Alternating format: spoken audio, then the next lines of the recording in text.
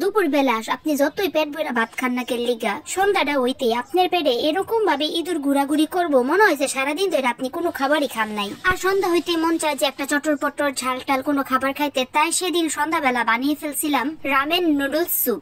আর ramen মানেই তো 2x 4x ঝাল থাকবে, সেটাই স্বাভাবিক। তো রামেনের জন্য নিয়ে নিচ্ছি বা নুডলস এর জন্য নিয়ে নিচ্ছি এখানে 2টা ডিম, রসুন কুচি, কাঁচামরিচ কুচি, পেঁয়াজ কুচি আর টমেটো কুচি। এই সুপি নুডলসটারে ভাবছি একদম ঝাল টাল করে রান্না করে খামো, কিন্তু রান্না করার সময় মনে পড়লো যে আমার বাসায় তো ছোট আরো 2টা বাচ্চা আছে, শুধু আমি আর আমার বড় মেয়ে না। এই ছোট 2টা বাচ্চার জন্য এত যদি ঝাল দেই তাহলে আর সুপি নুডলসটা খেতেই পারবে না। তো যাই হোক, কথা না বাড়িয়ে আগে দেখি এই নুডলসটার ভিতরে কি কি ছিল।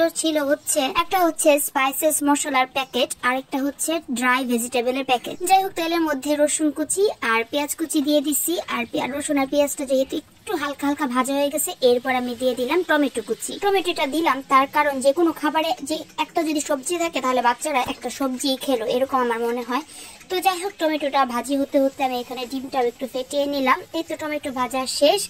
এরপর আমি তার পাশে চুলাতে একদম জল গরম করে রেখেছিলাম নুডলসটা সেদ্ধ হওয়ার জন্য।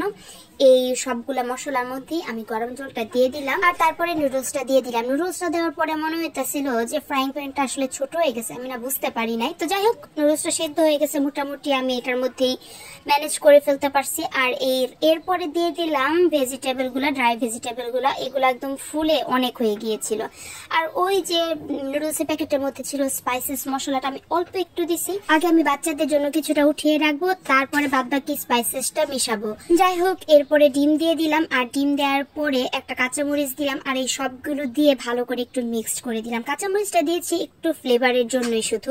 এই তো আমার কিন্তু বাচ্চাদের জন্য রেডি। এবার আমি আলাদা করে 2টা বাটিতে আমার ছোট 2জন বাচ্চার জন্য উঠিয়ে রেখে এরপরে এটাতে একদম নিজেদের পছন্দ মতো স্পাইসেস দিয়েছি। আসলে বর্তমানে আমার খুবই ভয়েস ওভার দিতে কষ্ট হইতেছে, কারণ এটা দেখে আমার খাবারটা খাওয়ার খুবই ক্রেভিংস হইতেছে। মানে খুবই ঝাল ছিল, খুবই চটপটা ছিল। আর যারা আসলে এরকম ঝাল চটপটা খাবার পছন্দ করেন তাদের জন্যই আসলে এরকম টাইপের খাবার বা রেসিপি। এবার লাস্টে একটু টমেটো সস দিয়ে দিলাম। এই তো আমার কিন্তু রান্না বান্না একদম ডান। এবার শুধু খাওয়ার পালা। আর ডেকোরেশনের জন্য আমি উপরে অল্প একটু টমেটো সস রাউন্ড করে দিয়েছি, আর তার উপরে আমার পছন্দ মতো, আমার নিজস্ব পছন্দ মতো, মানে এটা হচ্ছে আমার বাটি, এটাতে আমি খাবো, সো আমার পছন্দ মতো আরো বেশ কিছুটা স্পাইসেস মশলা অ্যাড করে দিয়েছি। আর এটাকে ভালো করে মিক্সড করে একদম গরম গরমই শেষ করে ফেলতে হবে।